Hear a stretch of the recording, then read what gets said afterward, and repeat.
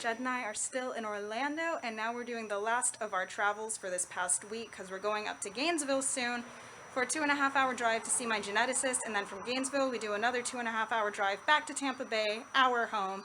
So excited to be home, even though I've really enjoyed seeing everyone here in Orlando, friends and family. So I've been going all over my checklist, like making sure I have all my medical supplies, medications, clothes, Harlow's things, and this morning I've done my breathing treatment, sorted my meds out for the day.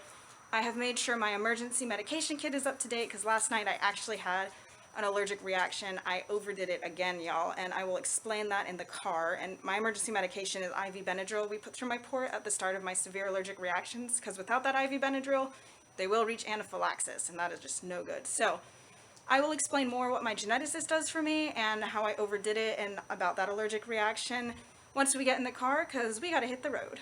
We got the hippo with the floppy ear. We got Judd, and we are officially on the road going to my geneticist. So, not exactly sure what's going to come of this appointment, because on my first appointment with him a few weeks ago, I got so much information, but I know we're going to get a lot of good info this time, and I'm excited. Something he did check for was something called hereditary angioedema, because it could possibly explain my anaphylaxis. Don't know exactly what that is, but I know we'll learn more about it at this appointment.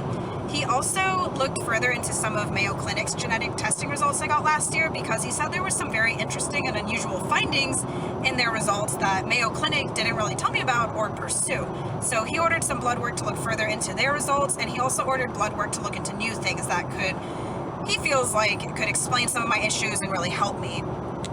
And at Mayo Clinic last year, I also got a skin biopsy to look further into my mitochondrial disease. And mitochondria are in every cell of your body. They're the powerhouse of the cell, if you remember from high school biology, and they're responsible for energy production. And I have a homozygous mutation. That means every single DNA in my mitochondria are mutated. And we don't know really how much it affects me. So the skin biopsy was going to look into that and how much it's affecting me in my energy production. And yes, this could be responsible for all of my medical conditions and why I'm such a medical anomaly and all that. But no, it's not curable. It would just be an explanation. The only treatment for it is to take this supplement really called CoQ10 or a Mito cocktail, and I'm already on the supplement.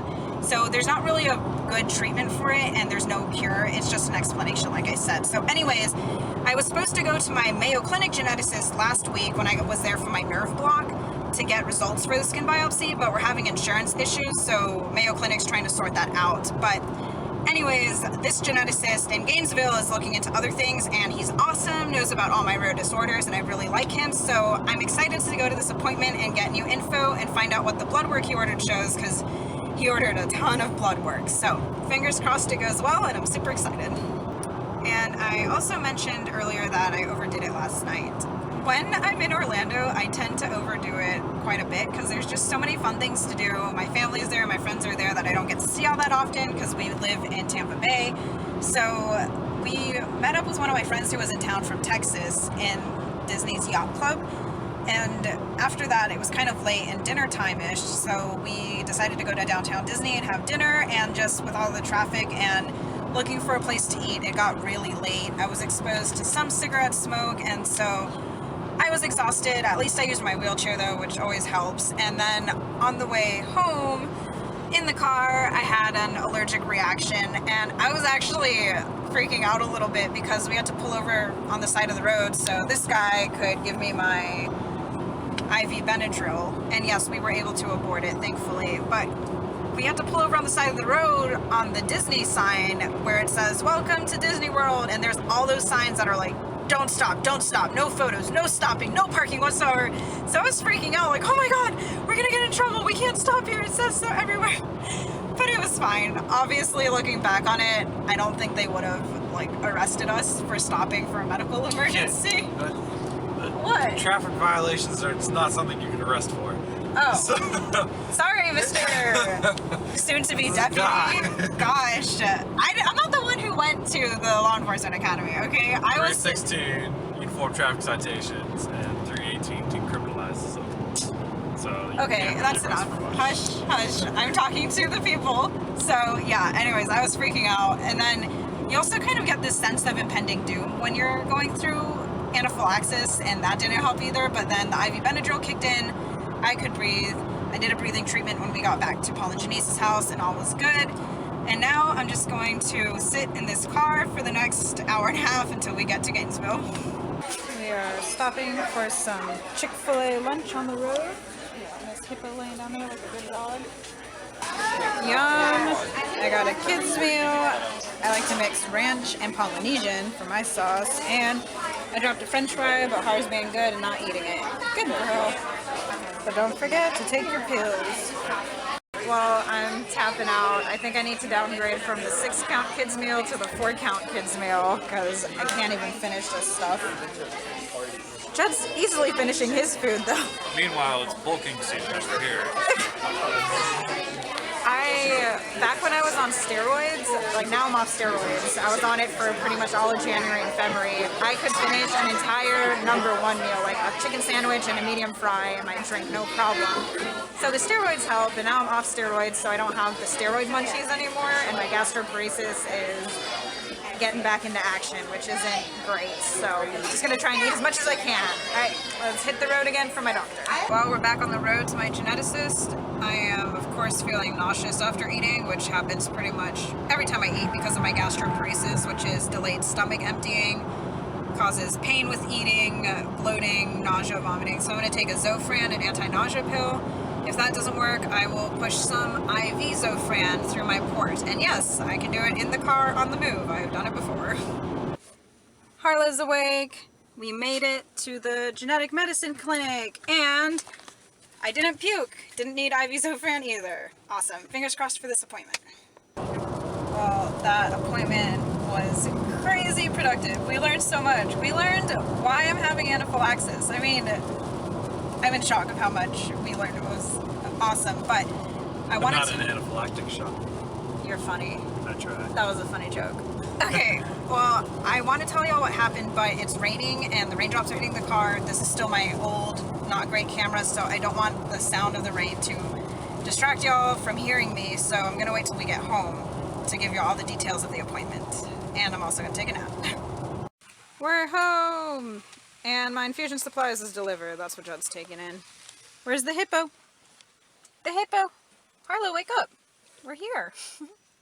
Alright, we are home now, and I am thoroughly exhausted, so I'm going to do my best to form articulate sentences, and I also have the challenge of relaying what the geneticist told me, because genetics is a very complex subject, and I don't even fully understand everything he told me, although he did his best to explain. It's just so much info, which is great, but it's also very complicated, so I'm just going to say exactly what the doctor told me. So, one thing I have is called I wrote it here, panhypogammaglobulinemia, which means I do not make antibodies, and those are really imperative to your immune system.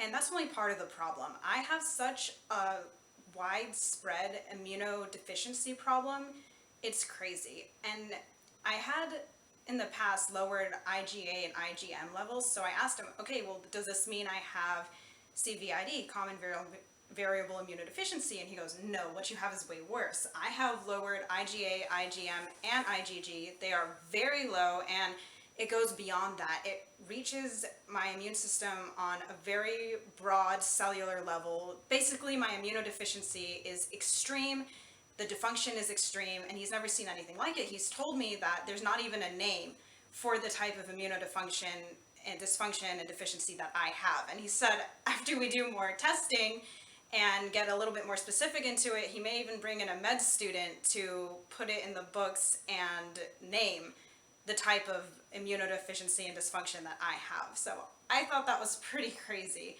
There's also a gene prep mutation that I have specifically that was found at Mayo Clinic, and there hasn't been a lot of research done with that specific gene mutation, but the research that has been done has shown that it causes a lot of issue in the immunologic area. And so he's hoping to find a lab that's doing current research on that gene, and he said maybe in exchange for a blood sample that they can use in their research, they can give us some information on me. So that is what we found in the immunologic area, and it just gave us a lot of insight as to why I'm always so sick, you know, the fevers, infections, and why I can't get over illnesses quickly, and it makes a lot of sense, and your immune system is tied to allergies. So this next part is actually really interesting. Oh, before I do this next interesting part, I just wanted to point out this isn't autoimmune. My body isn't attacking myself. This is my immune system just not functioning the way it's supposed to. So, not autoimmune, just immunodysfunction and deficiency. Okay, now to the interesting part.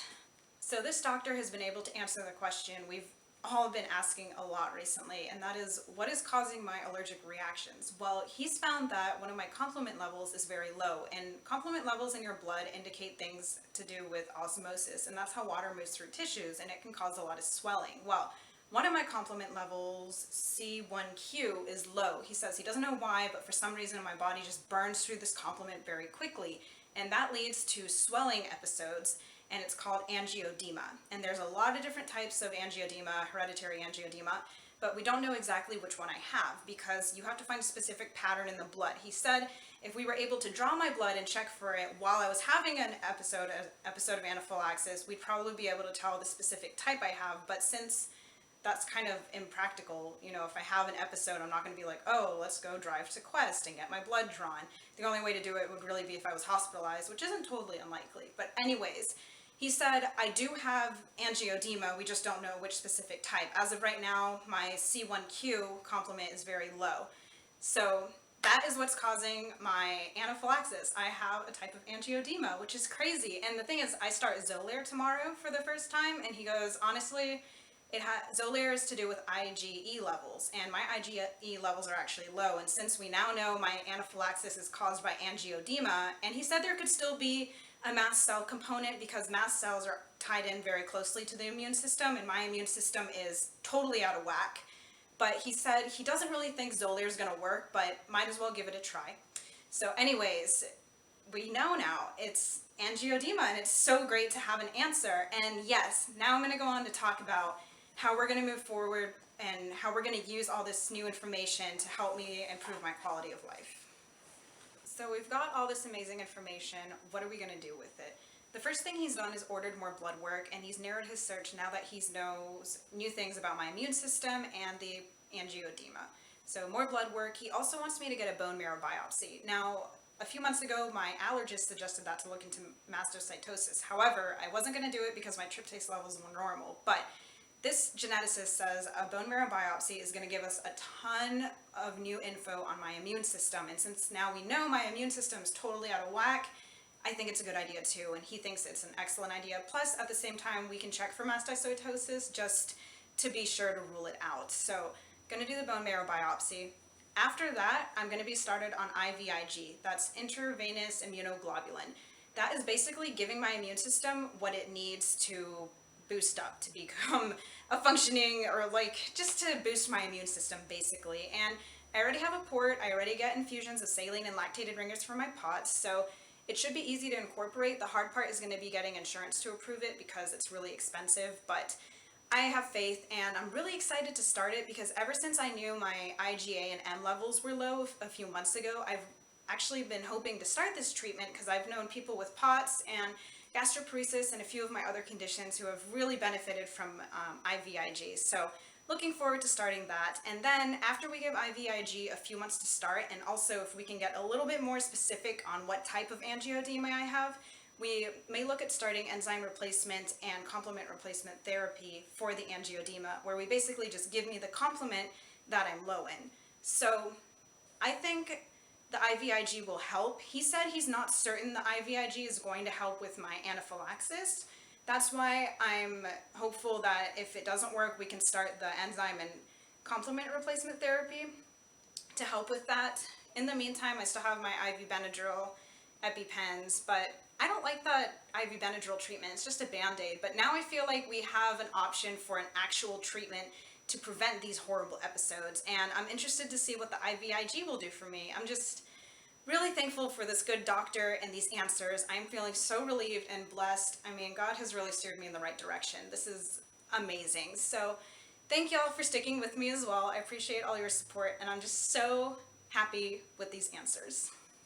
My new Vogue mask came in and I love it. It has a filter and I love the fact that it comes in pink. I got mine on Amazon and it's a size medium.